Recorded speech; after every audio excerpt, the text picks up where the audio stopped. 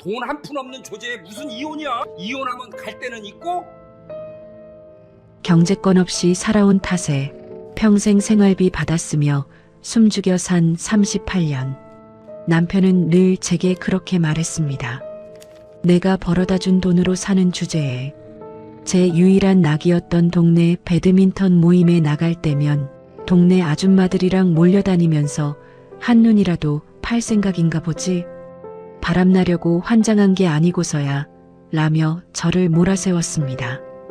평생 참고 살 줄만 알았던 제가 그 모욕적인 말들을 듣고 처음으로 결심했습니다. 더 이상 참고 살지 않겠다고요. 지옥 같은 삶 끝에 제가 선택한 61살 김명란 제 이야기 지금부터 시작합니다.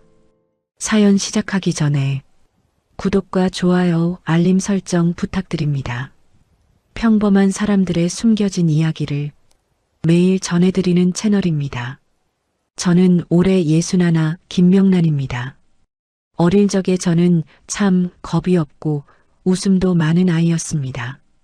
동네 골목대장 노릇을 하며 친구들을 몰고 다녔고 어디를 가나 활발하다는 소리를 들었지요.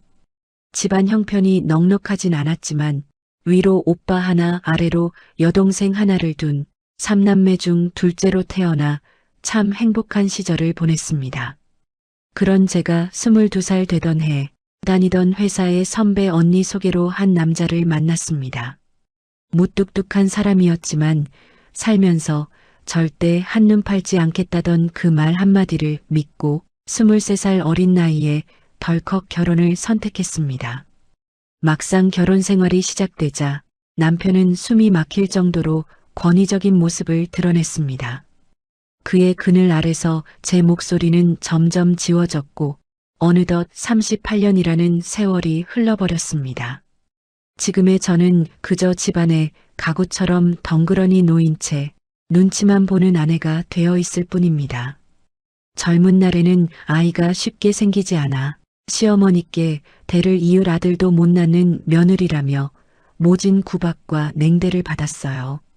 그 서러운 5년의 세월은 지금도 가슴에 멍으로 남아 있습니다. 그러다 29이 되던 해 기적처럼 어렵게 아들을 낳았어요. 그제야 시어머니는 처음으로 고생했다며 저를 인정해 주셨고 그로부터 3년 뒤 세상을 떠나셨습니다. 아이를 낳기 전까지는 격리회사에 다니며 내 돈을 벌던 당당함이 있었지만 출산 후에는 오직 하나뿐인 자식을 키우기 위해 전업주부의 길을 걸었습니다. 남편도 그러길 원했어요. 제 인생은 없었습니다. 그저 누군가의 아내 그리고 아들의 어머니라는 자리만 있었을 뿐이지요. 친정 부모님은 일찍이 두 분 다 돌아가셨습니다.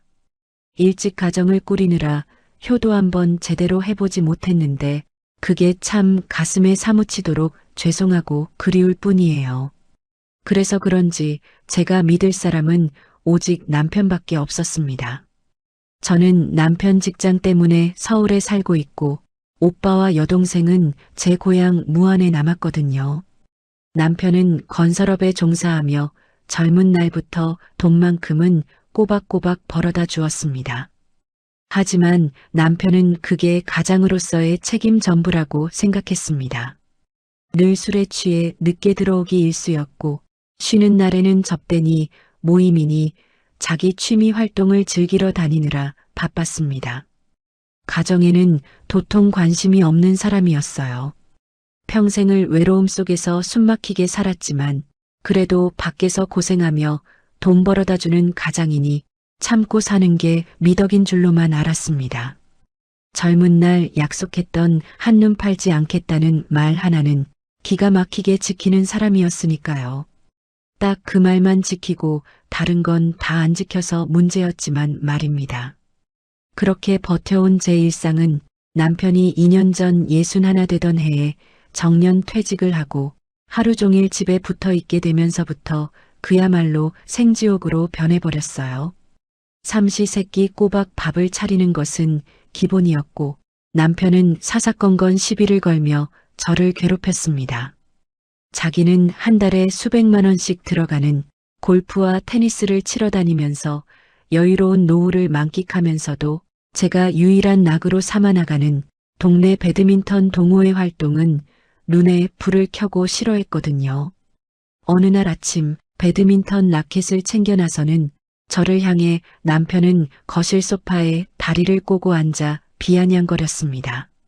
돈 한 푼 안 벌어본 여편네가 나이 먹고 밖으로 돌면서 돈 쓰는 것만 좋아해가지고 내가 벌어다 준 돈으로 사는 주제에 그 나이에 배드민턴은 무슨 동네 아줌마들이랑 몰려다니면서 한눈이라도 팔 생각인가 보지. 바람 나려고 환장한 게 아니고서야 원. 그 모욕적인 말에 가슴이 가빠왔지만 저는 그저 입술을 깨물며 신발장을 나설 수밖에 없었습니다. 38년 동안 이 집에서 저는 경제권이 없다는 이유만으로 발언권마저 박탈당한 채 살아온 가사도우미에 불과했던 것입니다. 그 사람 눈에는 제가 그저 집에서 놀고 먹는 식충이로만 보이나 봅니다. 제가 밖에서 쓰는 몇만 원은 바람기가 도진 추태고 본인이 골프 치며 쓰는 수백만 원은 당연한 품위 유지비라니. 결혼 생활 40년 가까이 같이 살아오는 동안 제 생활이라는 건 존재하지 않았습니다. 이 집은 그저 간수 없는 감옥이었습니다. 그래도 아들이 일찍 가정을 꾸리기 전까지만 해도 이 집에는 따뜻한 온기가 남아 있었어요.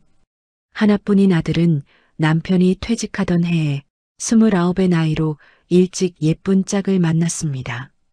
남편도 본인이 퇴직하기 전에 아들 결혼을 시키고 싶어 했고 아들 역시 그렇게 한 가정의 가장이 되어 집을 나갔습니다.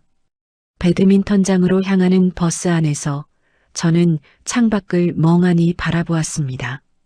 같은 동호회에 다니는 영자 언니가 늘 저에게 하던 말이 떠오르더군요.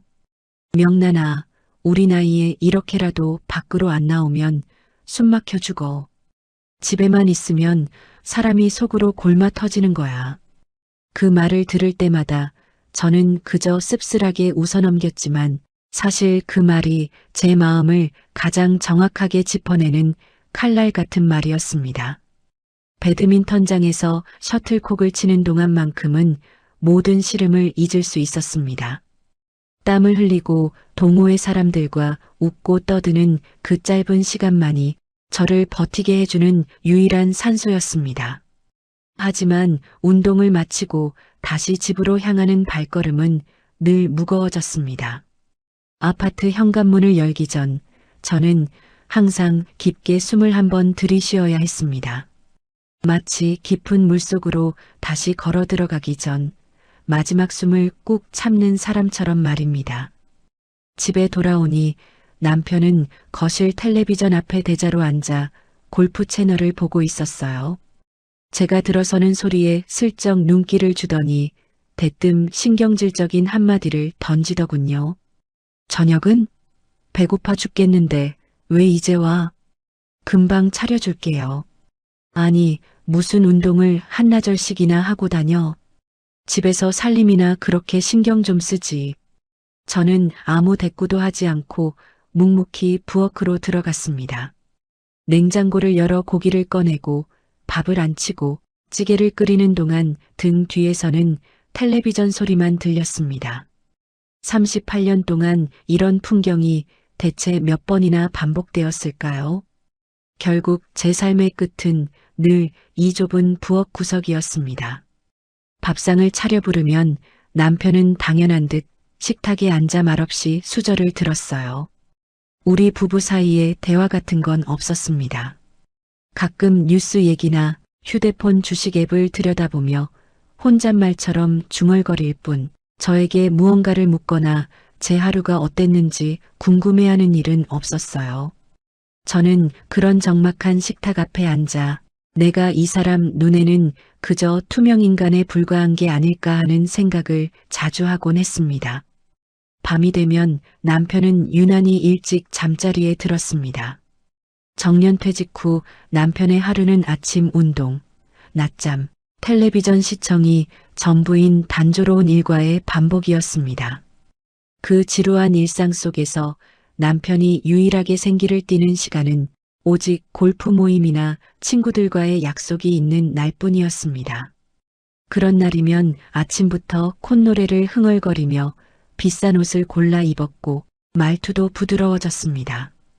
그 이중적인 모습을 볼 때마다 제 가슴 깊은 곳에서는 씁쓸한 한숨이 새어나왔습니다. 설거지를 하며 어두워진 창밖을 바라보던 어느 저녁 문득 싱크대 앞 거울에 비친 제 얼굴을 가만히 들여다보았습니다. 깊게 주름진 눈과 윤기 없이 푸석해진 머리카락, 아무런 감정도 남아있지 않은 무표정한 얼굴. 23살의 그 활발하고 겁없던 아이는 도대체 어디로 사라진 걸까요? 38년이라는 긴 세월 동안 저는 누군가의 아내로, 어머니로만 철저히 지워진 채 살아왔을 뿐, 제 이름 김명란 석자로 살아본 적이 단 한 번도 없었다는 사실을 그제야 새삼스럽게 깨달았습니다. 설거지를 모두 마치고 거실로 나오니 남편은 어느새 소파에 길게 누워 코를 골며 잠들어 있었어요. TV 화면 속에서는 여전히 시끄러운 골프 중계가 흘러나오고 있었고요. 저는 리모컨을 들어 텔레비전을 끄고 베란다로 걸어 나갔습니다. 그리고 어둠 속에 놓인 화분들에 천천히 물을 주었습니다.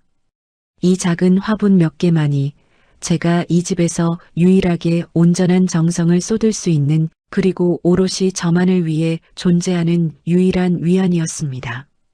베란다 창밖으로 빼곡하게 반짝이는 아파트 단지의 불빛들을 바라보며 저는 소리 없이 생각했습니다. 이 같은 집들에 사는 수많은 사람 중에 나처럼 이렇게 외롭고 시린 밤을 보내는 여자가 또 있을까? 아니면 다들 나처럼 참고 사는 걸까?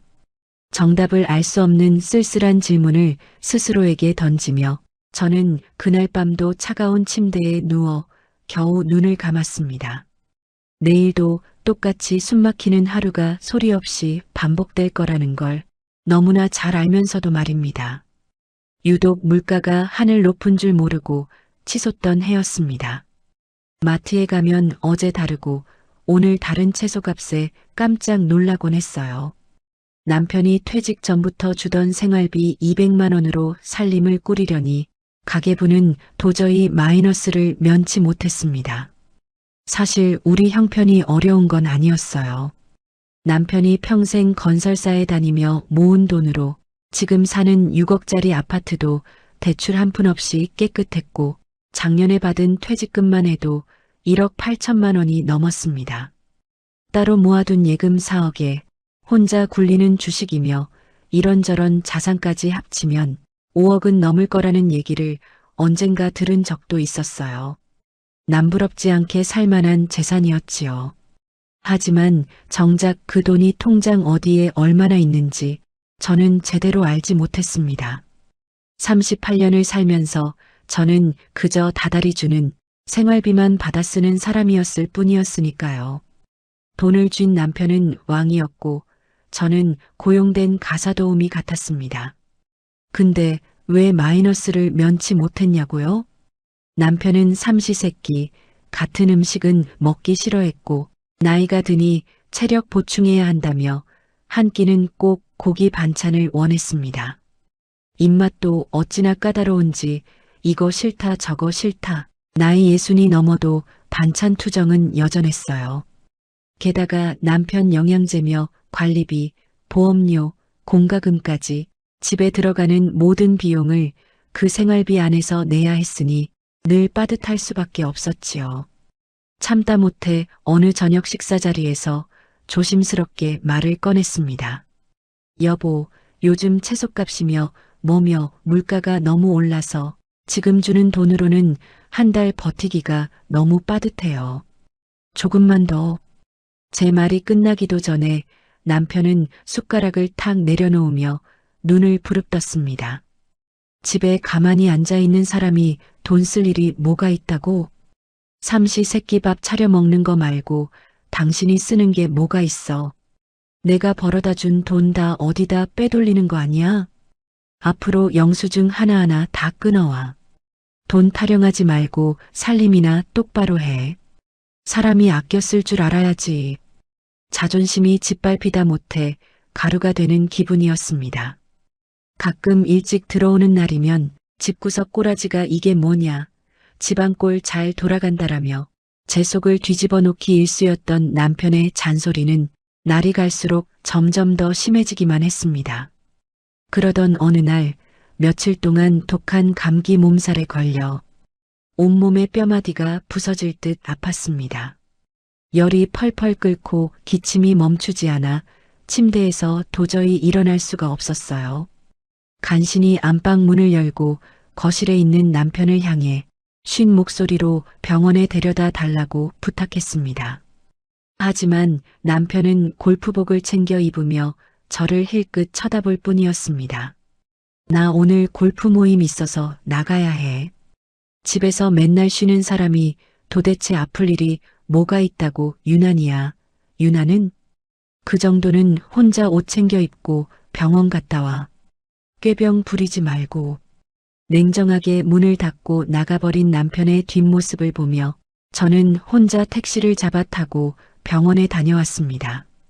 그날의 서러움은 정말 말로 다 할 수가 없었어요. 의사 선생님 앞에서 진료를 받는데 갑자기 눈물이 핑 돌아서 혼자 민망해했던 기억이 아직도 선명합니다. 밤이 되자 증상은 더 심해졌습니다. 머리맡에서 제 거친 숨소리가 들리자 옆에서 자고 있던 남편이 신경질적으로 벌떡 일어나더니 저에게 고함을 질렀습니다. 아, 진짜. 당신 숨소리 짜증나서 잠을 못 자겠으니까 사람 잠 방해하지 말고 당장 다른 방 가서 자. 일부러 나 잠 못 자게 하려고 그러는 거야, 뭐야? 그 순간 제 머릿속에서 무언가 툭 하고 끊어지는 소리가 났습니다.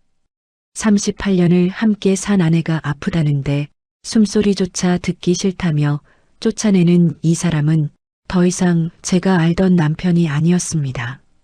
이불을 끌어안고 캄캄한 작은 방으로 걸어가며 저는 밤새도록 베개를 적시며 울었습니다. 이 지옥 같은 삶을 끝내야겠다는 생각이 그날 처음으로 제 머릿속을 스치고 지나갔습니다. 저에게 던진 그 말은 날카로운 칼이 되어 제 가슴에 깊숙이 박혔습니다. 제 숨소리조차 듣기 싫다는 사람과 저는 왜 이날 이때까지 함께 살았던 걸까요? 참 서글픈 밤이었습니다. 다음 날 아침 작은 방에서 눈을 뜨니 온몸이 땀에 젖어 있었습니다. 열은 좀 내렸지만 마음의 상처는 그대로였어요. 거실로 나가니 남편은 아무 일도 없었다는 듯 식탁에 앉아 신문을 읽고 있었습니다. 어제 일에 대해 미안하다는 말 한마디 없었어요. 오히려 제 얼굴을 보더니 밥은? 하고 물을 뿐이었습니다. 저는 그 무신경한 얼굴을 보며 속으로 생각했습니다. 이 사람한테 나는 도대체 뭘까? 38년을 같이 산 부부가 맞나? 하지만 입 밖으로는 아무 말도 나오지 않았습니다. 그저 묵묵히 부엌으로 들어가 밥을 차렸을 뿐이었어요. 그날 오후 영자 언니에게서 전화가 왔습니다. 배드민턴장에 안 나오니 무슨 일이 있냐는 안부 전화였어요. 저는 감기 때문에 며칠 못 나갈 것 같다고만 짧게 대답했습니다. 어젯밤 일을 누구에게도 말하고 싶지 않았어요. 부끄러워서가 아니라 입 밖으로 꺼내는 순간 제 마음이 무너져 버릴 것 같아서였습니다. 전화를 끊고 나서 저는 한참 동안 거실 소파에 멍하니 앉아 있었습니다. 창밖으로 보이는 하늘은 눈부시게 맑고 화창하더군요. 저렇게 좋은 날씨에 저 혼자 이 어두운 거실에 앉아 이런 생각을 하고 있다는 게 너무나 서글펐습니다. 저녁이 되자 남편은 또 약속이 있다며 외출 준비를 했습니다. 현관에서 구두를 신으며 무심코 던진 말이 아직도 귓가에 생생합니다. 오늘은 늦을 거야. 기다리지 말고 먼저 자. 문이 닫히는 소리가 들리고 저는 텅 빈 집에 혼자 남았습니다. 냉장고에서 반찬 몇 가지를 꺼내 혼자 저녁을 먹으면서 문득 이런 생각이 들었습니다. 이 사람이 없어도 나는 어쩌면 지금보다 더 잘 살 수 있지 않을까? 그 생각이 머릿속에 떠오르자 저 스스로도 깜짝 놀라고 말았습니다. 밥을 다 먹고 설거지를 하면서 저는 창문 너머로 어두워지는 하늘을 바라보았습니다. 별 하나 보이지 않는 흐린 밤하늘이었어요. 마치 제 마음속처럼요. 하지만 그 순간 처음으로 제 마음속에 작은 균열이 생겨난 것을 느꼈습니다. 긴 세월 단단하게 굳어있던 어찌됐든 참고 살아야 한다는 그 믿음의 말입니다. 사실 그런 생각이 이번에 처음 든 건 아니었습니다. 아들이 군대를 다녀오고 대학을 졸업할 즈음 그때 처음으로 나도 내 일을 한번 해볼까 하는 생각을 한 적이 있었거든요. 아들이 다 커서 손이 덜 가니까 시간도 여유도 생겼겠다. 지인의 소개로 보험회사에서 설계사를 모집한다는 이야기를 듣고 해볼까 싶었어요. 사람 만나는 걸 좋아하는 제 활발한 성격에도 참 잘 맞을 것 같았습니다. 그날 저녁 저는 남편에게 조심스럽게 말을 꺼냈습니다. 여보, 나 이제 우리 아들도 다 컸고 하니까 나도 뭐 좀 해볼까 싶어서요. 보험 일 한번 해보면 어떨까 하는데. 남편은 보던 신문에서 눈도 떼지 않은 채 콧방귀를 뀌더군요. 뭐, 보험? 당신이 그런 걸 어떻게 해? 사람들한테 굽실거리면서 보험 들어달라고 사정하는 게 어디 쉬운 일인 줄 알아? 쓸데없는 생각하지 말고 집에서 내조나 잘해. 내가 밖에서 돈 벌어다 주는데 당신까지 나가서 뭐 한다고 그래? 남들 보기에도 우습잖아. 그 말 한마디에 저는 더 이상 아무 말도 하지 못했습니다. 그날 이후로 다시는 무언가 해보고 싶다는 말을 입 밖에 꺼내지 않았어요. 그렇게 세월이 또 흘렀고 이제는 그런 마음을 먹었던 적이 있다는 사실조차 까맣게 잊고 살아왔습니다. 그날 밤 서러움 속에 누워 있는데 그 옛날 일이 문득 떠오르더군요. 그때 내가 더 우겨서라도 그 일을 시작했더라면 지금 내 인생은 좀 달라졌을까 하는 부질없는 생각이 들었지만 이미 흘러간 세월을 되돌릴 수는 없는 노릇이었습니다. 주말이 되자 아들 내외가 이제 갓 돌이 지난 손주를 데리고 집을 찾아왔습니다. 아들은 번듯한 중견기업 엔지니어가 되었고 제 앞가림하며 잘 살고 있었어요. 어릴 때부터 가부장적이고 무뚝뚝한 아버지를 속으로는 무서워했지만 한편으로는 집안을 책임져 온 단단한 아버지를 존경하는 복잡한 마음을 가진 아이였습니다. 그러면서도 늘 집에서 기죽어 지내는 저를 안쓰러워하는 참 착한 아들이었지요. 몸이 완전히 낫지 않았지만 아들과 며느리 그리고 눈에 넣어도 아프지 않을 손주가 온다기에 저는 아침부터 분주하게 음식을 장만했습니다. 정성껏 반찬을 차려내어 오랜만에 온 가족이 밥상에 둘러앉았어요. 그런데 남편이 찌개를 한 숟가락 떠먹더니 갑자기 젓가락을 탁 내려놓으며 언성을 높였습니다. 국이 왜 이렇게 짜? 당신은 나이 60이 되도록 아직도 음식간 하나 제대로 못 맞춰? 며느리 보기 부끄럽지도 않아? 집에서 도대체 하는 일이 뭐야? 순식간에 밥상의 분위기는 차가워졌습니다. 며느리는 당황해서 어쩔 줄 몰라 하며 제 눈치를 보았고 아들은 안쓰러운 표정으로 조심스럽게 입을 열었습니다. 아버지, 제 입맛에는 딱 맞는데요. 어머니 고생하셨는데 말씀이 좀 심하세요. 하지만 권위의 정점에 서 있는 남편 앞에서는 아들도 더는 크게 대들지 못했습니다. 며느리 앞에서 자식 앞에서만큼은 최소한의 체면은 지켜줄 줄 알았습니다. 하지만 그 사람에게 저는 아내도 한 사람의 여자도 아닌 그저 막대해도 되는 존재 그 이상도 그 이하도 아니었던 겁니다. 저는 씻을 수 없는 수치심을 느끼며 고개를 푹 숙인 채 눈물 섞인 밥을 삼켜야 했습니다. 손주는 그런 무거운 분위기도 모른 채 까르르 웃고 있었어요. 그 천진한 웃음소리가 그 순간만큼은 오히려 제 가슴을 더 아프게 했습니다. 이 아이가 좀 더 크면 할머니가 할아버지한테 무시당하던 모습을 기억하게 되지 않을까? 그런 생각까지 들자 저는 더 이상 밥을 넘길 수가 없었습니다.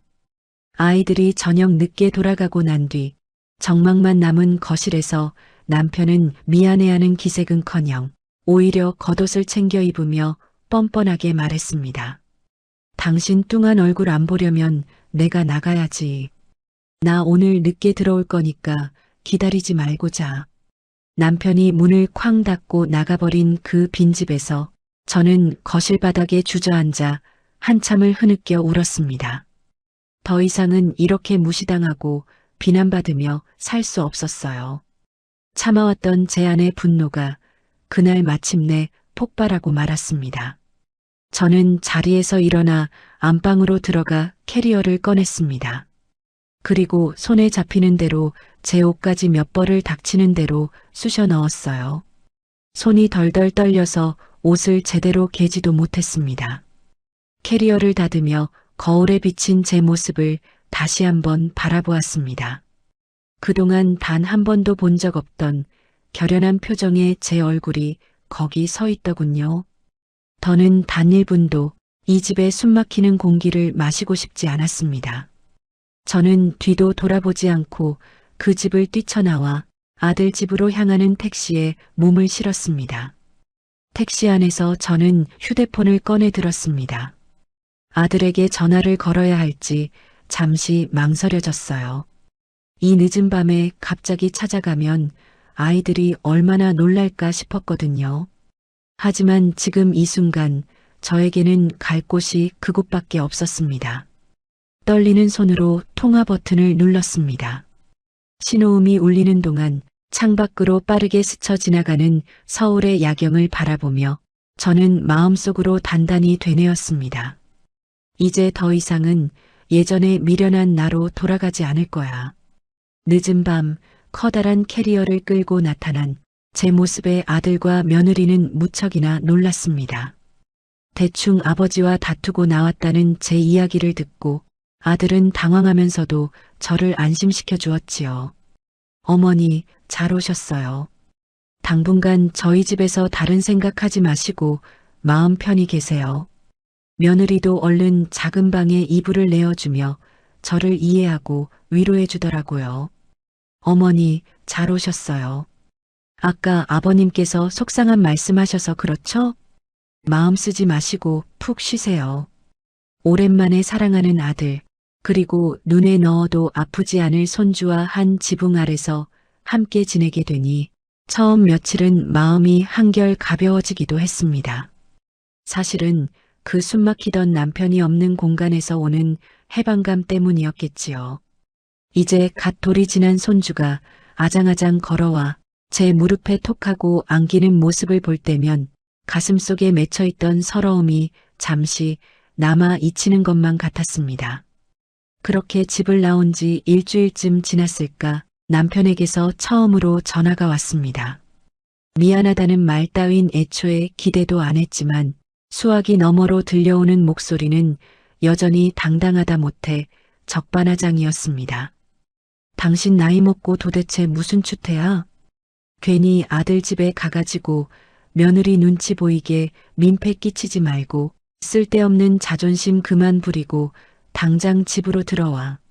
그 뻔뻔한 태도에 머리끝까지 피가 거꾸로 솟구치는 것 같았습니다. 나 절대 안 들어가니까 당신 혼자 그 잘난 집에서 평생 잘 먹고 잘 살아요. 저는 소리를 지르듯 그 한마디를 던지고는 전화를 뚝 끊어버렸습니다.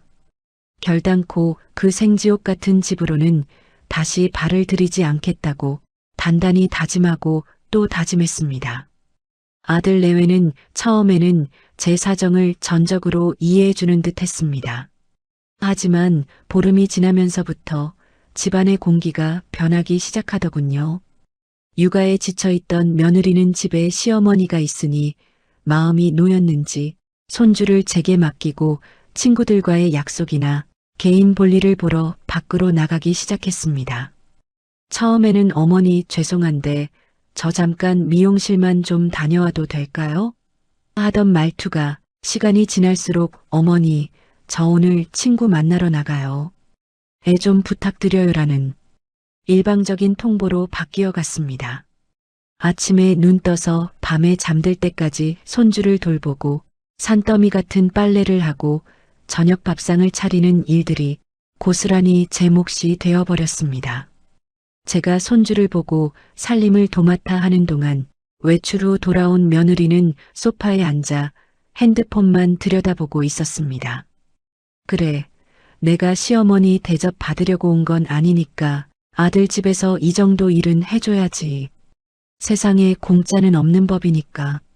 속으로 몇 번이나 스스로를 위로하려 했지만 시큰거리는 손목을 주무르고 쑤셔오는 무릎을 두드릴 때마다 밀려드는 씁쓸함은 도저히 감출 수가 없었습니다. 남편이 있는 집에서나 하나뿐인 아들이 있는 집에서나 내 위치는 결국 똑같구나 싶어 제 처지가 서글프고 우습기도 했습니다. 어느 날은 손주를 안고 등을 토닥이며 재우다가 문득 거실벽에 걸린 커다란 가족 사진을 가만히 바라보았습니다. 불과 2년 전 아들의 결혼식 날 찍은 사진이었어요. 그날 사진 속에 저는 세상에서 가장 행복한 어머니의 얼굴로 환하게 웃고 있더군요. 그 사진 속의 여자와 지금 며느리 눈치를 보고 있는 제 모습이 너무나도 달라서 저도 모르게 헛웃음이 새어나왔습니다. 하루는 며느리가 친구 결혼식에 다녀온다며 아침부터 한껏 차려입고 나갔습니다. 저는 혼자서 손주 밥을 짓고 간식을 먹이고 낮잠을 재운 뒤 잠깐 틈을 내어 쌓인 설거지를 하고 빨래를 개고 저녁 찬거리 준비까지 모두 마쳤습니다. 며느리가 밤늦은 시간이 되어서야 돌아왔을 때 저는 식탁 위에 차려진 밥을 가리키며 조용히 말했습니다. 밖에서 밥 안 먹었으면 와서 좀 먹어. 준호는 방금 내가 재웠어. 며느리는 피곤한 기색이 역력한 얼굴로 감사해요, 어머니. 하고는 자기 방으로 들어가 버렸습니다. 그 인사 한마디가 전부였어요. 저는 불이 꺼진 텅 빈 거실에 혼자 앉아 식어버린 찌개를 앞에 두고 생각했습니다. 자식에게 엄마라는 존재는 언제까지나 아낌없이 다 내어주는 나무여야 하는 걸까? 갈 곳 없는 저는 아들 집에서 조차 눈치를 보며 손주를 돌보고 살림을 도맡아 하는 보모가 되어가고 있었습니다. 그래도 저는 이곳이 제가 머물 수 있는 유일한 피난처라고, 적어도 여기서는 남편에게 당했던 것처럼 대놓고 무시당하지는 않을 거라고, 그렇게 서글픈 위로로 스스로를 다독이며 하루하루를 버텨내고 있었습니다. 그렇게 어느덧 아들 집에서 지낸 지 한 달에 가까운 시간이 흘렀습니다. 어느 날 늦은 밤 모두가 잠든 12시쯤이었을까요? 목이 말라 물을 마시러 나가던 길에 안방 문틈으로 흘러나오는 아들 내외에 심상치 않은 대화 소리에 저도 모르게 발걸음이 우뚝 멈추었습니다. 며느리의 날카롭고 짜증 섞인 목소리가 거실까지 서늘하게 흘러나왔습니다. 당신 어머니 도대체 언제 가시는 거야? 나 진짜 불편해서 살 수가 없어. 집에서 편하게 옷도 못 입고 사사건건 시어머니 눈치 보는 거 진짜 지긋지긋해. 이제 대충 아버님이랑 화해하시고 집에 가셔야 하는 거 아니야? 그 말을 들은 아들이 목소리를 잔뜩 낮추며 변호하듯 말하더군요. 당신 말이 너무 심하잖아. 어머니가 우리 집에 오셔서 당신 힘들다고 준호 다 봐주시고 집안 살림 다 해주시고 우리 먹을 것까지 다 해주시는데 고마워하지는 못할 망정 어떻게 그렇게 말을 해? 며느리는 지지 않고 곧바로 받아쳤습니다. 누가 살림해 달래? 내 살림 내가 알아서 할 테니까 제발 좀 가시라고 해. 나 이러다 스트레스 받아서 미쳐버릴 것 같단 말이야. 문틈으로 새어나오는 그 대화를 들은 순간 제 가슴은 도끼로 찍힌 듯 찢어지게 아팠습니다. 남편에게 상처받아 도망쳐온 저였는데 자식의 집에서조차 저는 그저 부부싸움의 원인이자 불편한 짐덩어리였던 거예요. 저는 까치발로 조용히 작은 방으로 돌아와 이불을 뒤집어 썼습니다. 어둠 속에서 손주의 새근거리는 숨소리만 평화롭게 들려왔어요. 아까까지만 해도 제 품에서 곤히 자던 그 작은 아이가 이제는 제가 이곳을 떠나야 할 가장 큰 이유가 되어 있었습니다. 밤새 한숨도 자지 못하고 눈물만 하염없이 흘렸습니다. 제가 너무 제 생각만 했던 거지요. 맞아요. 제가 친정 엄마도 아닌데 속이 편할 리가 있었을까요? 생각해보면 그리 이상한 일도 아니었습니다. 며느리 입장에서는 갑자기 시어머니가 들어와 한 달 넘게 같은 집에 산다는 게 얼마나 부담스럽고 큰 스트레스였을까요? 화장실 갈 때도, 옷차림 하나 신경 쓸 때도, 부부끼리 사소한 이야기를 나눌 때도 저라는 존재가 늘 옆에 서성이고 있었을 테니까요. 며느리를 미워할 수도 없었습니다. 그저 제가 너무 오래 머물렀던 것뿐이었어요. 다음 날 아침 저는 아무렇지 않은 척 일찍 일어나 평소처럼 손주의 아침을 챙기고 부엌을 깨끗이 정리했습니다. 그리고 슬그머니 작은 방으로 들어와 캐리어에 짐을 챙기기 시작했어요. 옷가지를 차곡차곡 개어 넣으면서도 어젯밤 들었던 며느리의 말이 자꾸만 귓가에 환청처럼 맴돌았습니다. 제발 좀 가시라고 해. 그 말이 비수가 되어 제 가슴 한복판에 다시 한번 깊숙이 박혔습니다. 거실로 나오니 아들이 출근 준비를 하고 있었습니다. 저는 애써 평온한 표정을 지으며 조심스럽게 입을 열었습니다. 얘들아, 그동안 신세 많이 졌다. 이제 내 아버지 혼자 있은 지도 오래됐고 하니 집으로 들어가 봐야겠어. 아들이 깜짝 놀란 얼굴로 물었습니다. 어머니, 정말이요? 아버지랑 화해하신 거예요? 화해랄 게 뭐 있어. 언제까지 이러고 있을 수만은 없잖니. 늦겠다. 어서 출근해야지. 준호 잘 챙기고. 아들은 그래도 좀 더 계셔도 되는데. 라며 미안한 듯 말끝을 흐렸지만 저를 더 강하게 붙잡지는 않았습니다. 그리고 그 순간 며느리의 얼굴에 스쳐 지나가는 그 옅은 안도의 표정을 저는 보았습니다. 일부러 외면하려 했지만 그 표정 하나가 제 마음을 더없이 차갑고 시리게 만들었습니다. 캐리어를 끌고 현관문을 나서며 출근하는 아들에게 손을 흔들어 보였습니다. 아들이 보이지 않은 그 순간까지 저는 애써 미소를 잃지 않으려 입꼬리를 올렸습니다. 하지만 아파트 정문을 나서자마자 참았던 눈물이 왈칵 쏟아져 나왔습니다. 남편에게도 하나뿐인 자식에게도 결국 짐이 된 순간이었습니다. 넓디 넓은 이 세상 천지에 저라는 사람 하나 온전히 발 붙일 곳이 단 한 평도 없는 것만 같았습니다. 시린 손으로 캐리어를 붙잡고 길거리에 우두커니 서 있을 때 저는 비로소 깨달았습니다. 지난 수십 년 동안 오직 가족만 바라보며 살아온 제 삶이 어쩌면 철저히 실패한 삶이었을지도 모른다는 것을요. 그래도 갈 곳은 있었습니다. 떨리는 손으로 휴대폰을 꺼내 들고 참 오랜만에 고향에 있는 여동생의 번호를 눌렀습니다.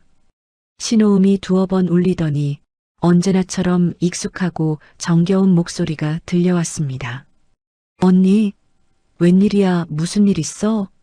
저는 목이 꽉 메어 한참 동안 아무 말도 하지 못했습니다. 동생은 그런 제 수화기 너머의 침묵 속에서 무언가를 눈치챘는지 더 이상 아무것도 캐묻지 않고 그저 조용히 말해주었습니다. 언니, 지금 무슨 일 있는 거지? 오랜만에 보고 싶은데 우리 집으로 와. 기차표 끊으면 연락하고. 제가 굳이 입을 열어 구구절절 말하지 않아도 제 속을 다 알아주는 참 착한 동생이었어요. 멀리 떨어져 살아도 가끔 남편이랑 속상한 일이 있을 때마다 전화하면 매일 붙어 사는 것처럼 언니, 우리 집 놀러와. 여기 방 많아 하고. 제 무거운 마음을 언제나 다독여주던 동생이었으니까요. 그동안 남편 눈치를 보느라 동생이 그렇게 부를 때마다 저는 늘 에이, 너무 멀어하고 웃으며 넘겨버리곤 했지만 이번엔 아니었습니다. 제 발걸음은 이미 고향을 향하고 있었어요. 전화를 끊고 저는 서울역으로 향하는 버스 정류장에 가만히 서 있었습니다. 차가운 겨울바람이 옷깃 사이로 사정없이 파고들었지만 이상하게도 마음 한구석은 조금씩 따뜻해지고 있었습니다. 적어도 그 먼 곳에는 저를 아무 조건 없이 있는 그대로 받아줄 내 피부치가 기다리고 있었으니까요. 서울역에서 전라도 무안행 기차표를 끊고 자리에 앉으니 그제야 긴장이 풀리며 온몸에 힘이 쭉 빠지는 것 같았습니다. 차창 밖으로 빠르게 스쳐 지나가는 풍경을 멍하니 바라보다가 저도 모르게 깜빡 잠이 들었습니다. 꿈도 꾸지 않은 정말 아주 오랜만에 청해보는 깊은 잠이었습니다. 무안역에 도착하니 동생이 환한 얼굴로 손을 흔들며 마중 나와 있었습니다. 동생은 제부가 일찍 세상을 떠난 뒤로 시골에서 홀로 오랫동안 농사를 지으며 살아온 터였습니다. 갑작스러운 언니의 연락에 속으로는 깜짝 놀랐을 텐데도 초라하고 헬쑥해진 제 안색을 보더니 아무것도 묻지 않고 그저 저를 따뜻하게 안아주었습니다. 언니, 얼굴이 왜 이렇게 상했어? 일단 가자. 집에 가서 얘기해. 동생의 차를 타고 시골길을 달리는 동안 창밖으로 펼쳐지는 너른 들판과 낮은 산등성이를 멍하니 바라보았습니다. 서울에서 보던 것과는 또 다른 사방이 탁 트인 하늘이었어요. 그 익숙한 고향 하늘을 보는 것만으로도 막혔던 가슴이 조금씩 뻥 뚫리는 기분이 들었습니다. 그곳 무안에서의 생활은 제 지난 세월을 통틀어 가장 아름답고 평온한 시간이었습니다. 서울에서 저를 괴롭히던 숨막히는 공기도 날카로운 잔소리도 더 이상 존재하지 않았어요. 아침 일찍 눈을 뜨면 동생과 함께 마당 평상에 앉아 맑은 새소리를 들으며 따뜻한 커피 한 잔을 마셨고 모자를 눌러쓰고 공기 좋은 곳에서 동생의 작은 텃밭을 일구었습니다. 처음 며칠은 호미질도 서툴고 잡초와 작물도 잘 구분하지 못해서 동생에게 핀잔을 듣기도 했습니다. 언니, 그걸 뽑으면 어떡해? 동생의 핀잔에 시골 마당이 떠나가라 둘이 마주보며 한참을 깔깔 웃었어요. 살면서 그렇게 소리내어 웃어본 게 도대체 얼마만이었는지 모릅니다. 흙을 만지고 상추를 뜯고 고추를 따며 정직하게 땀을 흘리는 동안 제 안의 묵은 상처들이 서서히 아물어가는 것을 느꼈습니다. 평생 남의 눈치만 보며 기죽어 살던 제가 아, 이게 진짜 살아있는 삶이구나 하고 온몸으로 깨닫게 된 순간이었습니다. 낮에는 동생을 따라 동네 어르신들과 인사를 나누기도 했어요. 마을 분들은 저를 보더니 아이고 명란이 왔네 하며 제 손을 잡고 반갑게 맞아주셨어요. 누군가 제 이름을 그렇게 다정하고 살갑게 불러주는 것도 참 오랜만의 일이었습니다. 어느 날 저녁 마당에서 직접 기른 싱싱한 야채로 소박한 상을 차려 동생과 소주 한 잔을 기울였습니다. 그러다 동생에게 그동안 가슴속에 참아왔던 제 속사정을 조금씩 털어놓기 시작했습니다. 남편의 지독한 폭언, 아픈 내게 숨소리도 싫다며 작은 방으로 쫓아내던 일, 그리고 아들 집에서 조차 느껴야 했던 서글픈 소외감까지. 처음에는 그저 가벼운 푸념처럼 시작했는데 이야기를 하다 보니 그동안 마음속 깊이 꾹꾹 눌러왔던 감정들이 둑이 터진 것처럼 걷잡을 수 없이 쏟아져 나왔습니다. 제 이야기를 묵묵히 듣고 있던 동생은 어느 순간부터 제 손을 꼭 맞잡고 눈물을 펑펑 쏟아냈습니다. 언니, 그 긴 세월 동안 어떻게 그렇게 참고만 살았어? 가끔 형부랑 싸우는 일은 있어도 나는 언니가 그냥 잘 사는 줄만 알았지. 예전부터 형부 불같은 성격 알고는 있었지만 이 정도까지 사람을 피를 말리는 줄은 진짜 몰랐어. 언니, 우리가 살면 앞으로 얼마나 더 산다고 그래. 형부 그 못된 성질머리에 언니 없으면 하루도 못 살아. 아마 지금도 자존심 때문에 겉으로는 버티고 있겠지만 속으로는 언니가 조만간 항복하고 들어올 거라고 생각할걸. 지금 집에 들어가면 언니가 잘못했다고 사과하길 바랄 거고 전이랑 똑같이 굴 거야. 아니, 똑같은 게 뭐야. 더하면 더하겠지. 형부 성격 절대 안 변해. 평생을 그러고 독불장군처럼 살았는데 이제 와서 변하겠어? 언니 진짜 잘 나왔어. 그러니까 이제 더 이상 형부 눈치 보지 말고 언니 인생 언니가 즐기면서 살아. 바보처럼 참고 살지 좀 마, 제발. 동생이 흘리는 그 뜨거운 눈물과 진심 어린 위로는 제 가슴속 깊은 곳에 굳게 닫혀있던 빗장을 완전히 부수어 버렸습니다. 그동안 저는 늘 내가 참고 희생해야 가정이 평온하다는 바보 같은 생각으로 살아왔는데 정작 그 가정 안에서 평온했던 사람은 남편밖에 없었다는 사실을 그제야 깨달았습니다. 그날 밤 동생이 잠든 후에도 저는 마당에 나와 한참을 홀로 앉아 있었습니다. 밤하늘을 까맣게 가득 채운 별들을 올려다보며 저는 태어나 처음으로 제 자신에게 솔직한 질문을 던져보았습니다. 김명란, 너는 지금 행복하니? 그리고 그 질문에 대한 답은 너무나도 명확했습니다. 지난 수십 년 동안 단 한 번도 느껴보지 못했던 깊은 평온함이 지금 이 순간 제 안에 따뜻하게 가득 차 있었으니까요. 그래, 나도 내 인생을 온전히 살 권리가 있어. 더 이상은 참고만 살지 않을 거야. 그 단단하고 강인한 마음의 결심이 마침내 무한의 푸른 밤하늘 아래에서 눈부신 싹을 틔우고 있었습니다. 평화로운 나날을 보내던 어느 날 휴대폰이 요란하게 울렸어요. 화면에 뜬 이름은 아들이었습니다. 전화를 받자마자 다급한 목소리가 들려왔습니다. 어머니, 지금 어디세요? 집에 아직 안 들어가셨다면서요? 저는 순간 당황했습니다. 그게 어떻게 알았어? 아버지한테 전화 왔었어요. 어머니 왜 안 오시냐고 계속 저희 집에 계시는 거냐고요. 연락도 안 되고 집에도 안 들어오셨다고. 저는 당연히 진작 집에 들어가신 줄 알았는데. 어머니, 지금 어디 계세요? 저는 마당을 둘러보았습니다. 따뜻한 햇살 아래 동생이 가꾼 텃밭이 펼쳐져 있었지요. 저는 심호흡을 크게 한번 하고 아들에게 그동안의 일을 차근차근 털어놓기 시작했습니다. 며느리와 아들의 대화를 듣고 그 집을 나왔던 일, 그리고 이모네 와서 지내고 있다는 것까지 전부요. 명호는 한참 동안 말이 없다가 무겁게 입을 열었습니다. 어머니, 죄송해요. 저는 진짜 몰랐어요. 그날 어머니가 집으로 가신다고 하셔서 정말 그런 줄로만 알았어요. 내 잘못이 아니야. 당연히 엄마가 나오는 게 맞았어.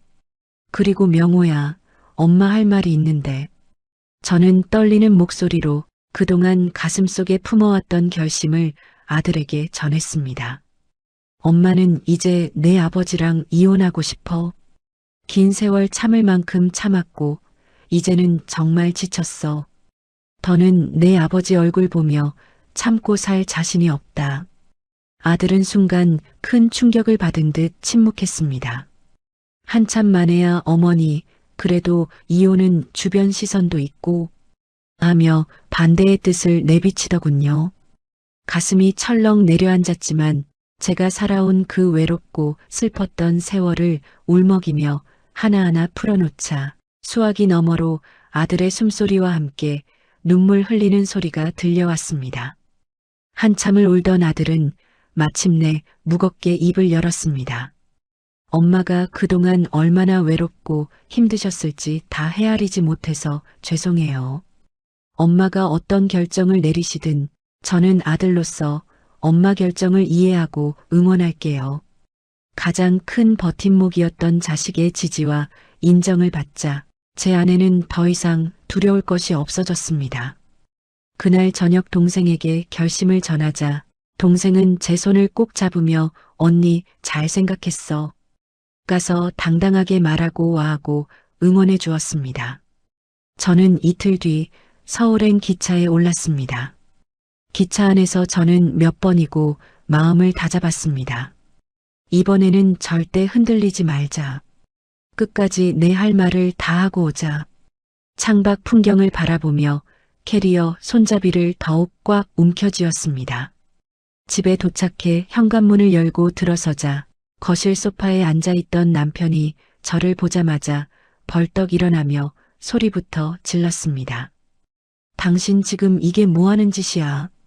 남편을 혼자 집에 두고 2달 넘게 코빼기도 안 비춰? 어디 갔다가 이제 들어와. 당신 명혼의 집에서 나와서 어디 간 거야? 거실은 발 디딜 틈 없이 어질러져 있었습니다. 싱크대에는 설거지거리가 산처럼 쌓여 냄새가 났고 빨래 바구니에는 옷가지들이 넘쳐 흐르고 있었어요. 온 집안에 쾌쾌한 호라비 냄새가 진동을 했습니다. 2달 동안 혼자 지냈을 남편의 몰골도 후줄근하기 짝이 없었지요. 예전 같았으면 그 모습에 마음이 약해져 한숨을 쉬며 당황하고 변명하면서 빨리 치울게요 하며 팔을 걷어붙였을 겁니다. 하지만 저는 남편의 눈을 똑바로 바라보며 입을 열었습니다. 내가 어디로 가든 말든 당신이 나한테 관심이나 있어요? 그저 삼시세끼 밥 챙겨주는 사람 없어서 찾았겠지. 나 이제 당신 뒤치다꺼리하는 사람 아니에요. 당신이 무슨 애예요? 다 큰 어른이 2달 동안 설거지 하나, 빨래 하나 제대로 못해서 집을 이 꼴로 만들어놨어요? 평생 큰 소리만 치던 남편은 처음 보는 제 단호한 태도에 순간 말문이 막힌 듯 눈만 끔뻑거렸습니다. 저는 그대로 옷을 갈아입고 팔을 걷어붙이며 정신 사나우니까 저리 비켜요. 도와줄 거 아니면. 이라고 톡 쏘아붙이고 쌓여있던 설거지와 밀린 빨래를 모두 끝냈습니다. 묵묵히 집안을 정리하는 동안 남편은 눈치를 보며 제 주변을 맴돌았지만 저는 아무 말도 하지 않았습니다. 모든 정리를 마친 저녁, 저는 깨끗해진 거실 한가운데로 남편을 불러 앉혔습니다. 그리고 떨림 없는 목소리로 말을 꺼냈습니다. 여보, 우리 이혼해요. 남편의 얼굴이 순식간에 일그러졌습니다. 뭐, 당신 지금 무슨 헛소리야? 우리 나이에 이혼이라니 제정신이야? 동네 창피하게 이혼? 당신 이혼하면 갈 데는 있고? 돈 한 푼 없는 주제에 무슨 이혼이야? 네, 저 제정신이에요. 그동안 할 말 다 못하고 살았는데 이제는 다 할 거예요. 내 나이 61, 지금 이혼해도 하나도 안 창피하고 잘 살 자신 있어요.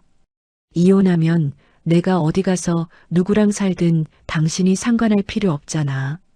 뭐, 당신 바람이라도 난 거야? 네, 당신이 생각하고 싶은 대로 해요.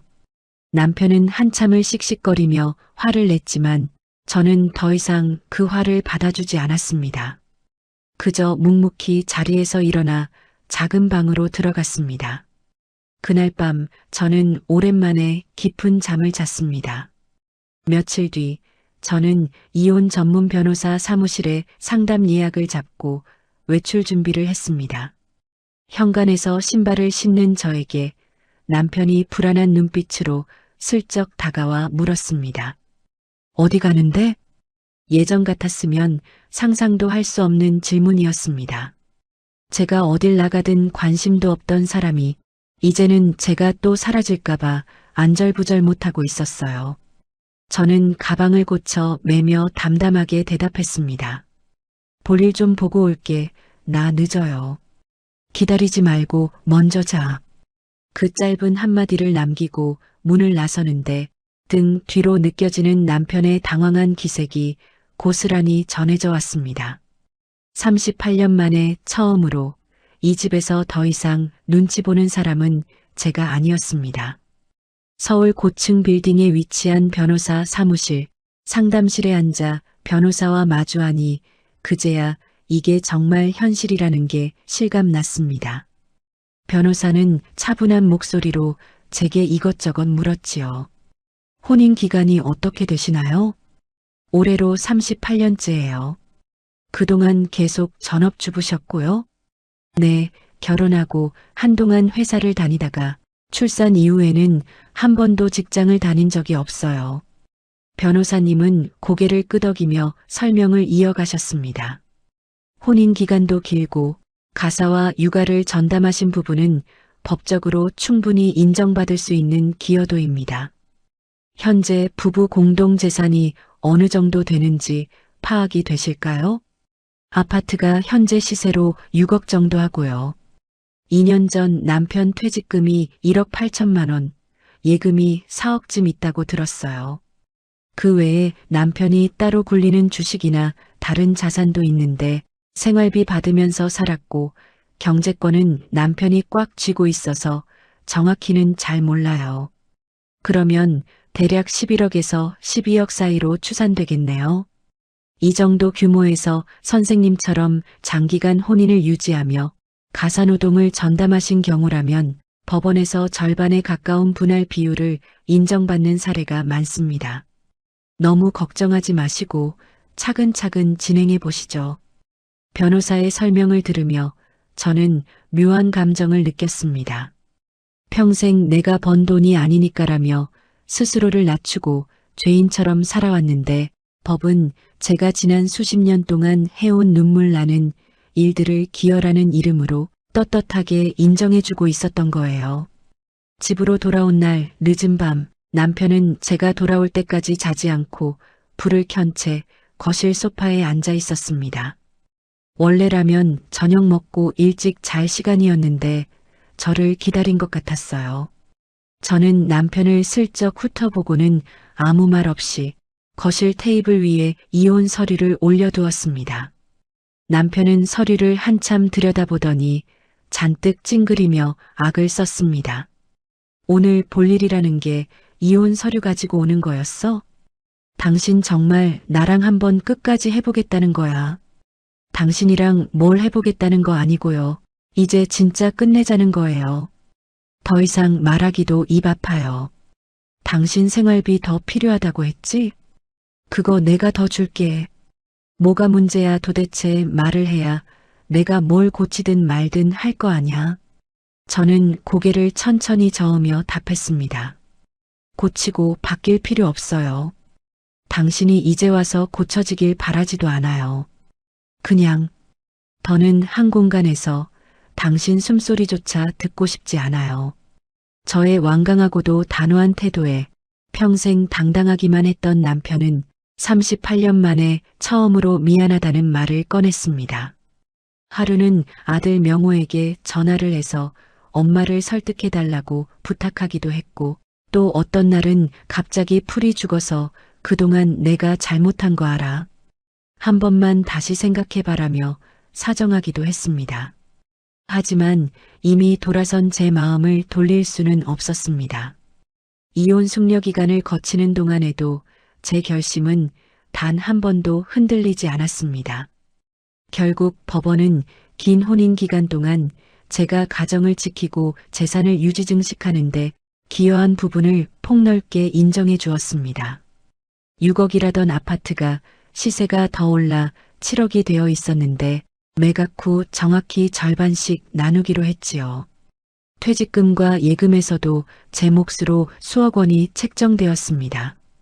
평생 제 이름으로 된 돈이라고는 제대로 가져본 적 없던 제가 제 명의의 통장에 억 단위의 숫자가 찍힐 거라니 만감이 교차했습니다.